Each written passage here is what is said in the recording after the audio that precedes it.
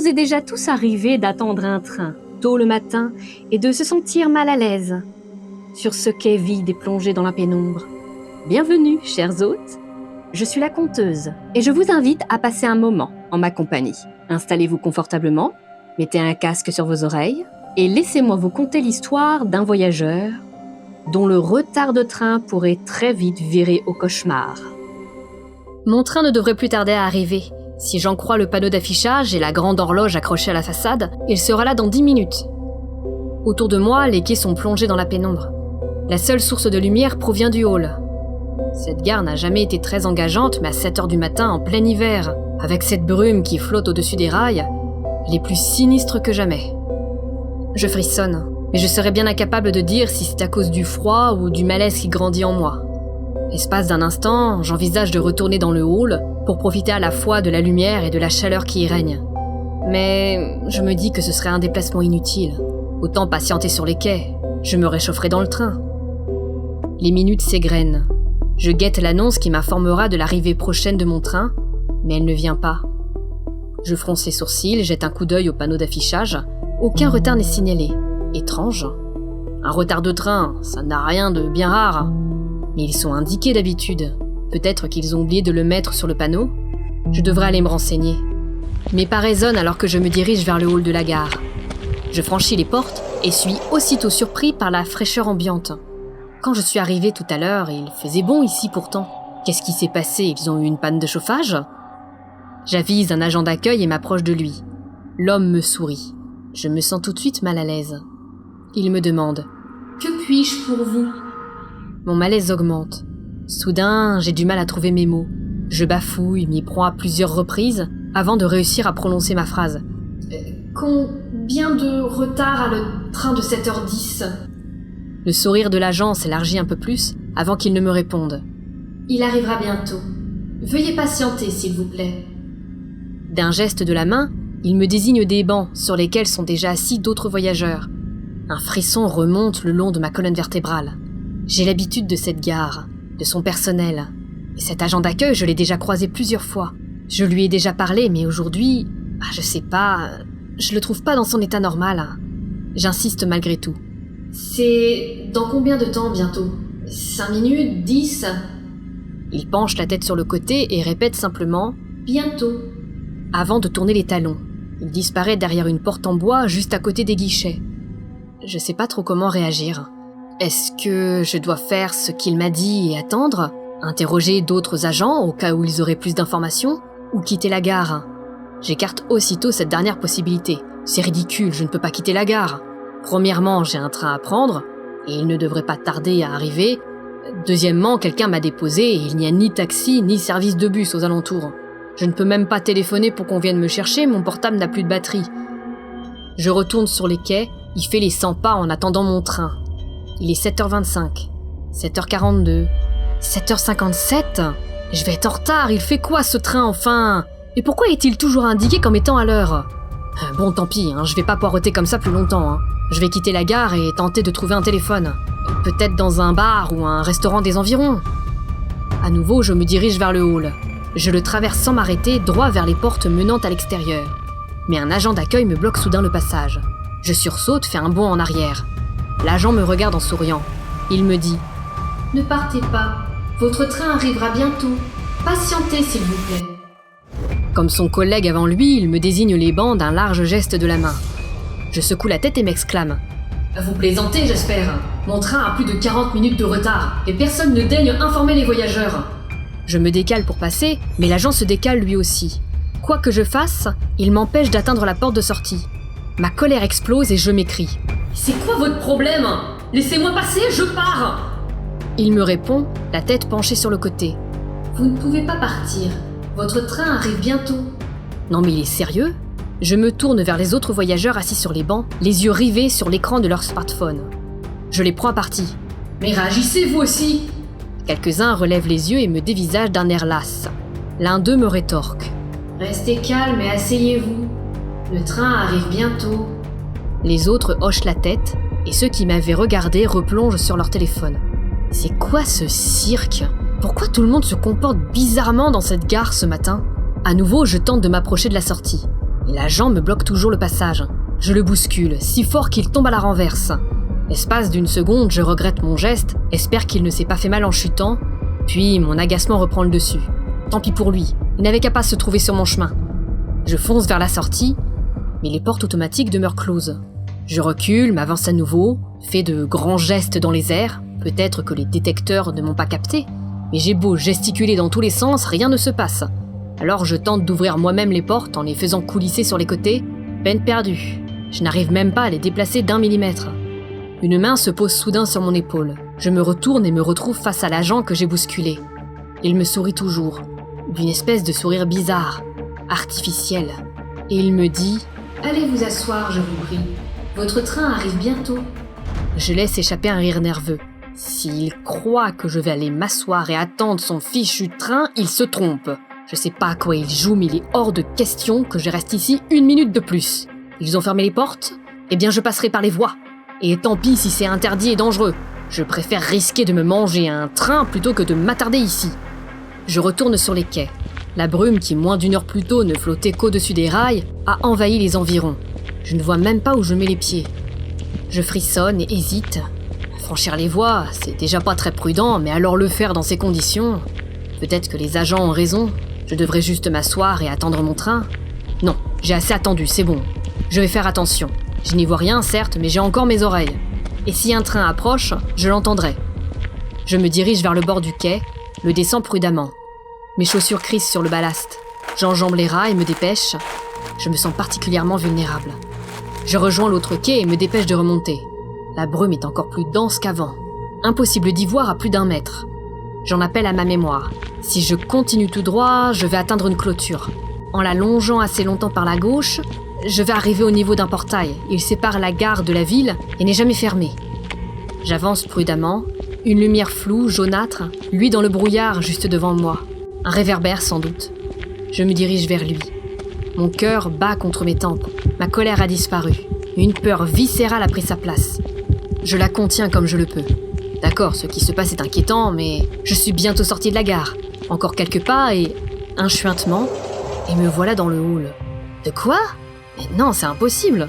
J'ai pourtant traversé les quais, comment ai-je pu retourner vers le hall de la gare ? Ça n'a aucun sens. Un agent d'accueil s'approche de moi, avec ce sourire artificiel, cette tête penchée sur le côté. Je recule, paniqué. Un carillon sonne soudain au-dessus de ma tête, celui de l'horloge. Je lève les yeux. Au milieu des volutes de brume, je parviens à distinguer le cadran. 7 heures du matin. C'est pas logique.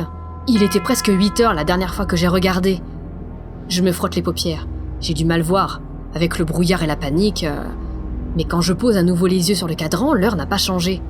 Qu'est-ce qui se passe ? Ils ont reculé l'heure sur l'horloge ? Le train ! Enfin !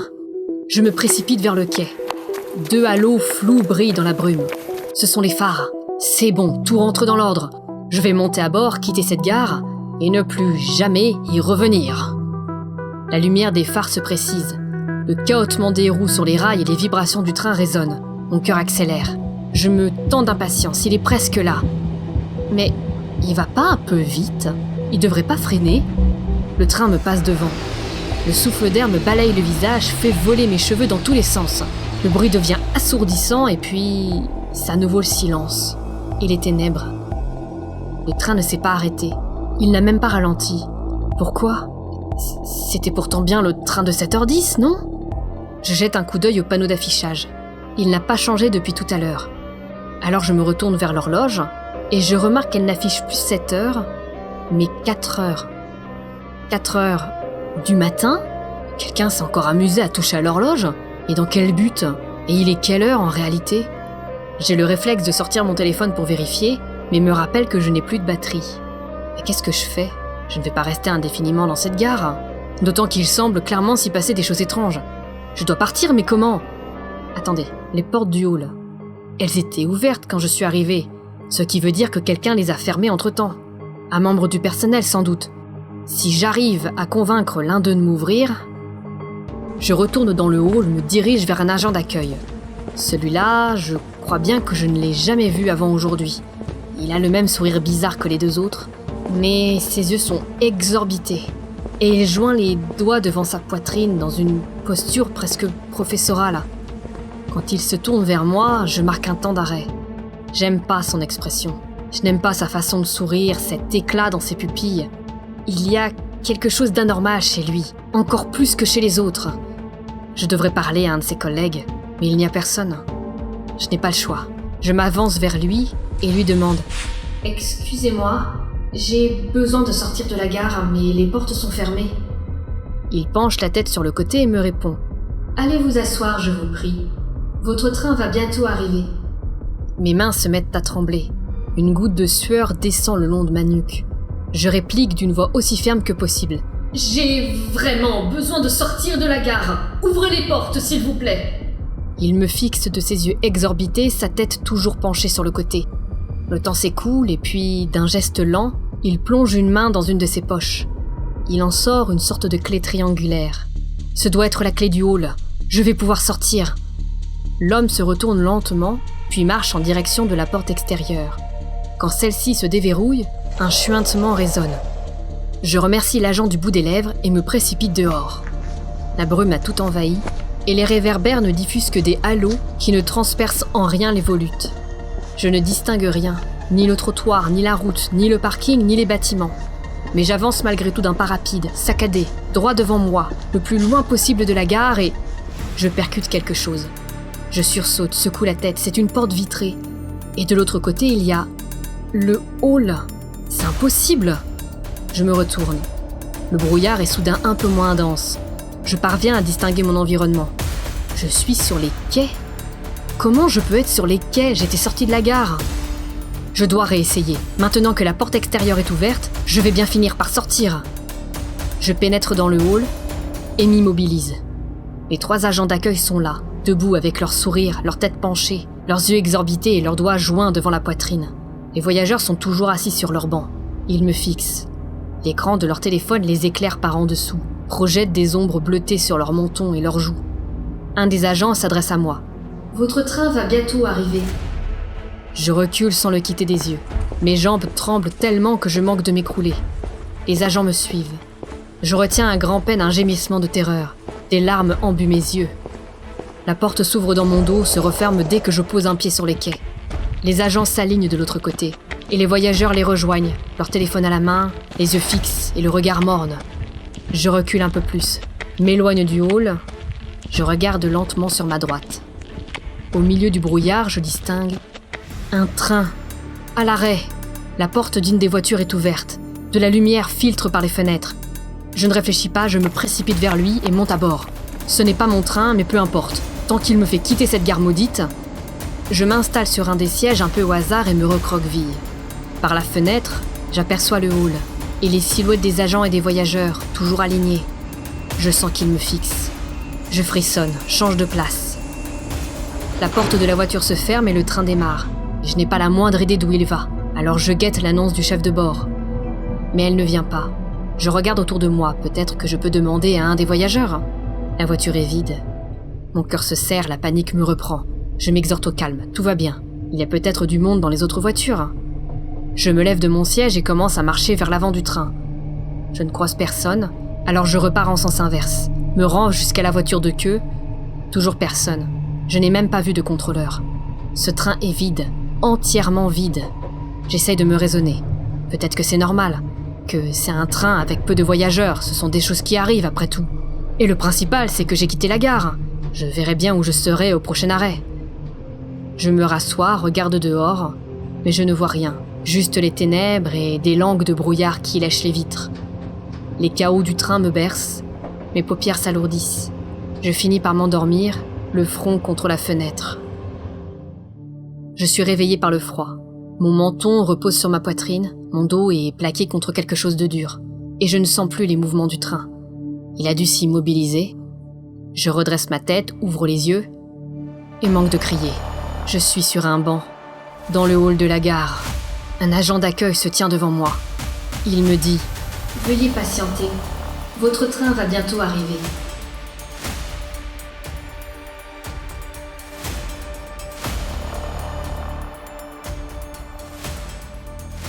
Cette histoire est désormais terminée. J'espère qu'elle vous aura plu. Si tel est le cas, n'hésitez pas à liker, commenter, partager cette vidéo et bien évidemment à vous abonner. Quant à moi, je vous laisse. Et je vous donne rendez-vous dans une prochaine vidéo.